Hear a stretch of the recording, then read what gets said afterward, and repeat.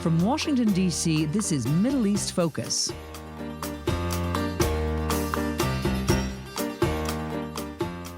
Hello, and welcome to Middle East Focus, a weekly podcast on regional affairs and U.S. policy, produced by the Middle East Institute in Washington, D.C. I'm Mahmoud, a senior fellow at MEI and the director of the Climate and Water Program. On today's program, we'll be discussing two important convening events that recently occurred in the region. The Middle East and North Africa, or MENA Climate Week, that took place in Dubai from March 28 to 31st, and the Doha Forum that just preceded it in Qatar during March 26 to 27. MENA Climate Week 2022 was the first climate week organized by the United Nations Framework Convention on Climate Change, or UNFCCC, for the MENA region, and the first of a suite of regional UNFCCC climate weeks happening in 2022. This inaugural MENA Climate Week was hosted by the United Arab Emirates and featured a diverse agenda that explored a range of climate change topics within its 4-day program. In fact, MEI hosted an official virtual side event on targeted strategies for climate implications that was part of the meeting agenda, and that presentation is available for viewing at the MEI website and on YouTube.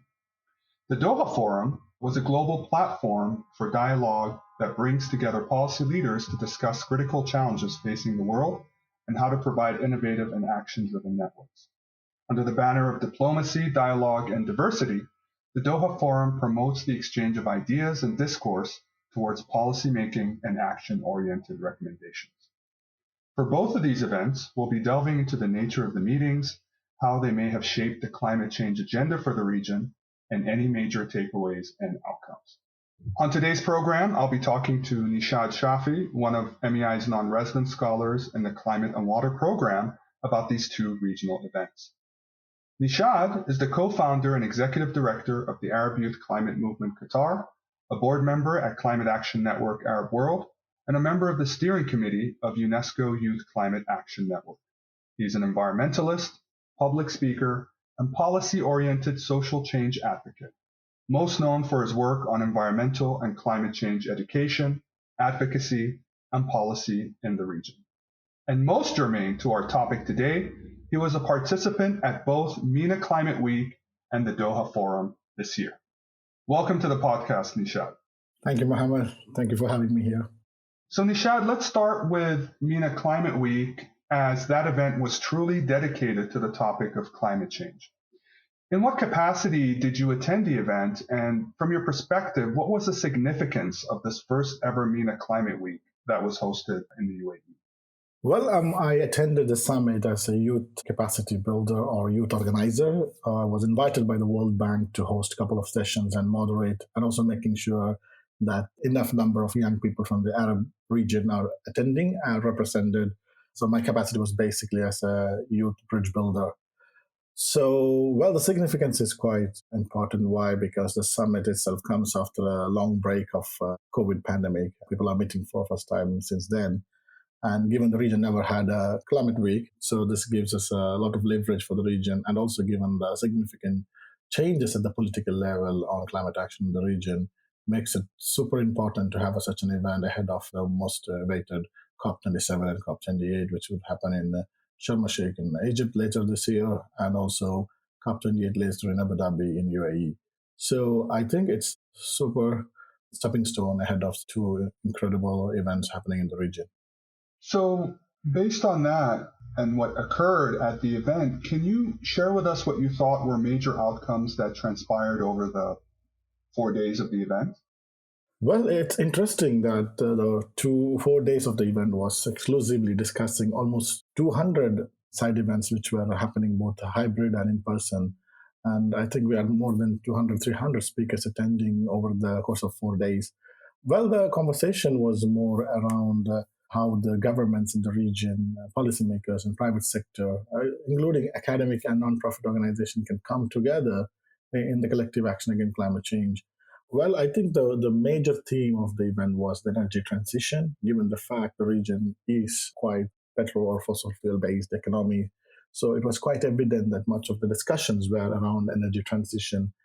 And I think the overall discussion was to see how some cornerstones ahead of COP27 later year in Sharm el-Sheikh in Egypt, to see how all the progress can be measured since COP26. And two of the agenda which Egypt looking into is climate finance and loss and damage. So in the true perspective, how the regional countries can come together.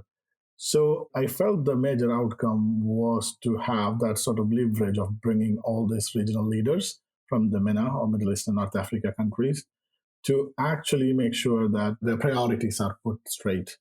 And having it in UAE gives a lot of leverage of their existing diplomatic position of UAE as such within the climate discussions, and also being one of the leaders in climate in the region gave a good space for such discussion, and also to come up with ambitious action that is key within the economic sector, and also looking at the national planning. I think most of the sessions were basically looking at the climate risk resilience and how we can bring up the development strategies ahead of COP27. Well, I'm glad you mentioned this because I kind of hinted at it and I want to dig a little bit deeper, which is the fact that the two upcoming conference of parties or COP meetings will be in the MENA region, as you correctly mentioned, COP27 in Egypt later this year, and then COP28 in the UAE next year. Were there any discussions or can you maybe add some more detail on any level of discussions related to these next COP meetings at MENA Climate Week? And if so, were there any indications on the ambitions and goals for those upcoming meetings? Well, quite evident, most of the discussions were to come up with a very holistic, inclusive, and equitable approach ahead of the summit. And I think the Egyptian presidency for COP27 was quite evidently very much involved at the summit itself. You can see, you might find them in one or other sessions happening, and they were quite evident with their big team participation as such. Well, what we can see so far, given this is an Africa summit this year, of course, Middle East and North Africa, Egypt comes under the Africa continent, and that's why the summit happens in Egypt this year. The African voices have to be heard very much, and one of the countries in the region which is most vulnerable to climate change are most from the Africa region. So it is quite an evident Egypt want to be that leader for those voiceless countries in the African continent. So what I understand from the whole dialogue, there was a lot of approaches for collaboration, and the suggestion that multilateral discussion has to go on, and how countries can build up on momentum we have just coming from COP26 last year from Glasgow, to take that momentum behind the multilateral climate policy with even short to long-term tangible emission targets. So since the last NDC was submitted, how we can enhance on the existing one before the next 5 year comes in, and a lot of discussion around how finance can be arranged, which would be a big discussion at COP27, especially for the African countries. Most of the climate action wouldn't take place before because without having the evident amount of money or the so-called promised climate funds.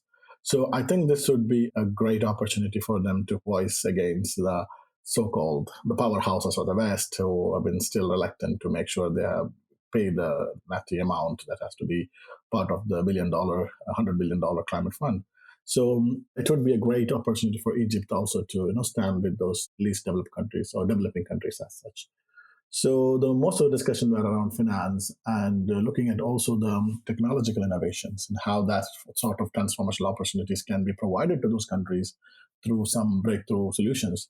So it was quite evident that Egypt really wanted to take that charge. Most of the presidency team was quite evidently very focused on how to make sure that voices of many of the African countries can be taken up. So it is evident that much of them discussion comes around finance and emission reduction. So yes. Great. Now I want to talk about something that maybe is a little bit near and dear to you, at least to your expertise and the type of engagement that you mostly have been involved in, which is related to civil society and youth activism. And what I wanted to discuss with you from your experience at MENA Climate Week was, what role did civil society and youth carve out at this event? And based on their participation, were there any noteworthy panels or discussions that took place at MENA Climate Week that involved these two areas of engagement? Absolutely, a very good question. And yes, it's something very close to my heart and my passion. What I work around is youth and the space for young people and with representation. So it was quite evident that the number of young people who were invited to the event was quite less. But given the fact, since it's happening fresh after the COVID because of the restriction and other reasons behind, young people weren't fully available, but those who were evidently available were quite taking up the stage.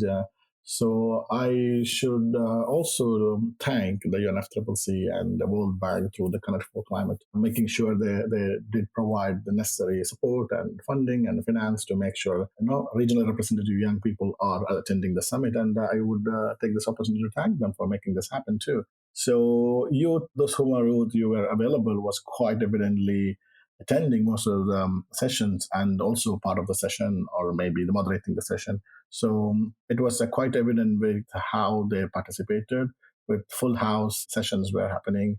And some of the notable sessions, I would say myself, one of the one I moderated with World Bank on how the role of young people in a just and inclusive energy transition in the MENA region was quite evident, showing how the power of young people can help in raising climate awareness and accelerating the energy transition. At the same time, building that ambition and momentum, we need to meet the goals of Paris Agreement. So I think most of the regional countries in the MENA made a huge announcement in net zero, and youth and young people will play a crucial role along with civil society.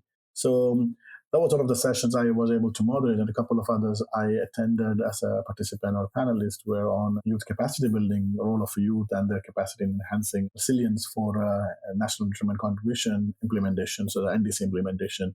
This session were morely discussing on how young people has to be trained, how they can be the facilitator in the state, how they can their participation can discourse around NDCs and supporting the state or the non-state actors, etc. So it illustrated how the young or youth-led initiative can make a difference at a very grassroots level in helping to build resilient communities. I thought that was quite evident, and how such panels or panelist options were given for young people. It was very good to hear the perception of intergenerational dialogues, having some experts from the World Bank or some expert from the government, along with some young people. So it was quite a good combination of hearing the intergenerational discussions. We were also, as Arab Youth Climate Movement, we held a side event. It was called Role of Youth in National Actors for Climate Action. We were very small, but of course it was quite evident that a couple of young people from the so-called, we are from the global south, they are from the Middle East or the West Asia, they call. We came up with some of the ideas which they keep pushing, that why the whole notion of the global not going to save the world is not the right direction of dialogue. And the young people from the region also has to be given the right platform to voice their concerns, given the fact the MENA region would be one of the worst hit by the climate change. Do we see that urgency? Do we see our youth organization supported or civil society supported or capacity built on that level? It is quite evident it is not. So it is in a way I saw that a lot of young people spoke about how the region can play a crucial role in achieving their national targets by, if they are rightly provided the necessary capacity building and the supports through finance, etc. Another session I would remember fondly is the session on gender.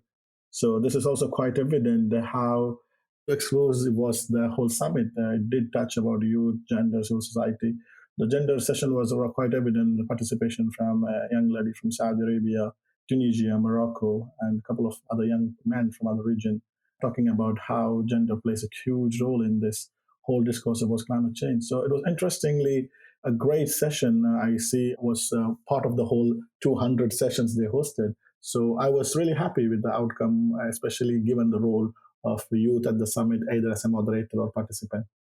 That's very encouraging to hear and seems like a positive development and a step forward.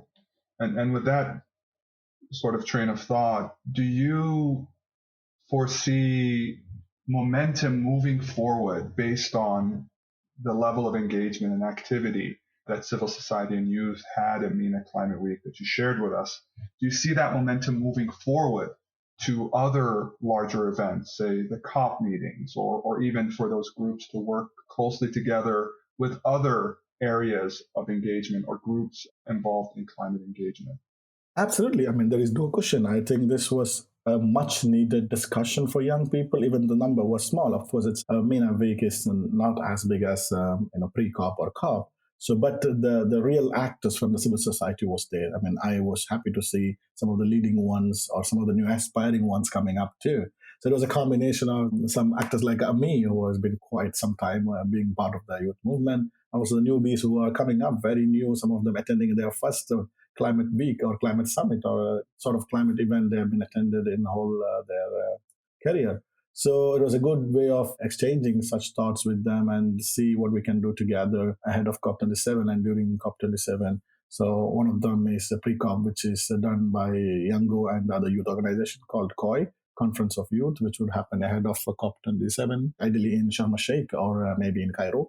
So they're also trying to do simultaneously regional ones across the region. And also globally, there is a call for having a conference of youth in their respective countries if you are not able to travel to the summit as such. So I think that sort of discussion happened there. A lot of discussion around the youth capacity building for MENA region. Quite evident why it is required is most of the time our young people are not part of the mainstream climate conversation. And that's why we are set sometime behind bars when you compare to the other global North youths. So that was quite discussed and seen what we can do ahead of the COP27, making sure they understand the dynamics of the UNFCCC, they understand the dynamics of climate politics, they understand the dynamics how the negotiation take place. So this was a very significant, and I think if given this momentum taken forward, it would be a quite a good summit for the youth and civil society in the region to learn and also to deliver at the same time. Neeshad, let's shift gears to the Doha Forum, which may have been easier for you to attend since it was right in your own backyard in Qatar. Can you tell us a little bit more about your specific participation at the Doha Forum? Well, Doha Forum is quite an event which has been happening in Qatar for the last many years, and it was no different. First one since COVID pandemic hit us, attended by His Highness Sheikh Tamim bin Al Thani, the Emir of Qatar, and other dignitaries from across the world. It was full pack 2-day event. You need to run around to attend the sessions, but yes, we had some great sessions happening around the Doha Forum. I got an invitation to attend. My specific participation was around the climate discussions happening. There were a couple of great sessions at the same time, yeah. Now, unlike MENA Climate Week, the Doha Forum covers a wider range of topics beyond just climate change. However, climate change is what we are interested in. Was there any special discussion that took place at the Doha Forum or was formally part of the Doha Forum agenda that was relevant to climate change? Yeah, I mean, absolutely. I mean, since the whole region is now discussing beyond the politics of climate change, they've been quite evident that most of the major events have climate and environment as a key agenda in their summits. So Doha Forum was no different. Doha Forum also been very vocal about climate action and inaction in the region as such in the past summit. So this year we had sessions attended and hosted by John Kerry, who was also a special envoy for US President John Biden. Was here, and a couple of experts from the WWF was here. Support for some of the projects by Microsoft. Bill Gates was here, but joined virtually.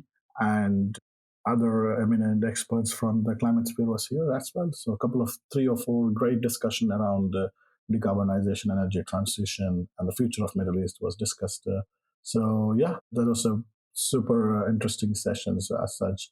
Given the fact it's a tight-packed political sessions, but the climate did find its space in the Doha Forum. And I'm going to have to ask you about this. You hinted on it, but I won't be able to let you go without it. You know what I'm going to ask you. Our listeners may not know this unless they happen to have caught or seen a social media post you made shortly after the Doha Forum. And like I said, we and I had already talked about this.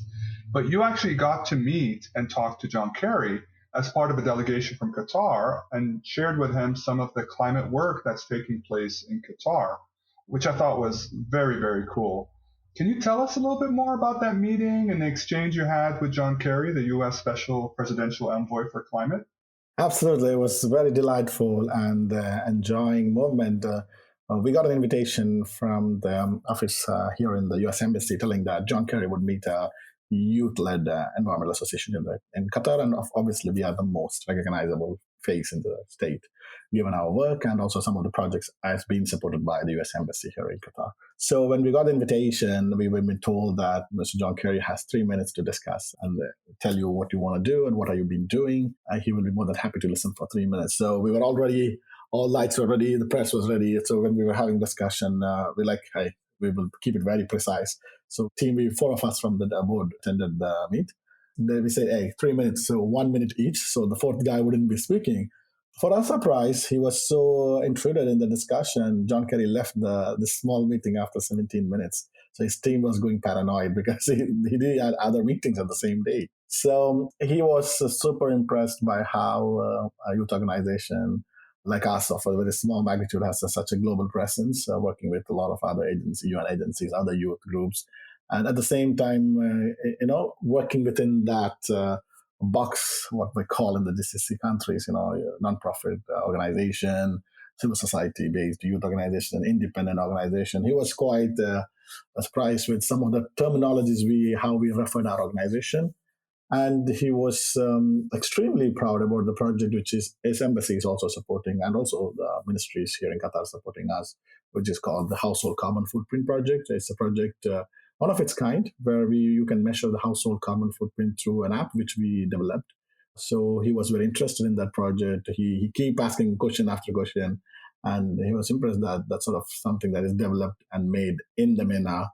So we were also proud to say that, and he took some time to understand the whole project and what are we trying to achieve doing that, and especially the project is exclusively for young people at the schools. So he was telling, like, take it out from the schools, take it to the community, let everybody involved. So a lot of suggestions as such, and also told us to keep in touch with the embassies. They're going to help youth communities across the world. Qatar would be no different. So it was quite a discussion, and also, getting those recognition for our work is also quite phenomenal sometimes because some hard work's behind that. Yeah. I'm really glad that you had the opportunity to have that meeting. I mean, not just obviously just to be able to meet him and talk to him, but also really to showcase some of the climate work that's happening in Qatar, and there's some interesting things that are taking place and will be taking place. I'm sure we'll dive into in the future. Neeshad, I wanted to thank you for sharing your experience and insights from these two significant events, both the MENA Regional Climate Week and the Doha Forum, and really appreciate the time you shared with us today. Thank you, Mohammed. Thank you for having me. It's a pleasure. That's all the time we have for this week. Thank you to our listeners for tuning in and to our production team for their work on this week's episode. For more information on topics like this, you can follow all of MEI's coverage of climate and water on our website at www.mei.edu. You can subscribe to Middle East Focus on Spotify, Apple Podcasts, and other podcast providers. And you can follow MEI on Twitter, Instagram, Facebook, and YouTube, and subscribe to our email newsletters for the latest analysis and information about upcoming events. I'm Mohammed Mahmoud. We will see you all next week. This has been a presentation of the Middle East Institute. To support MEI's programs and podcasts, please donate at www.mei.edu. Thank you for your support.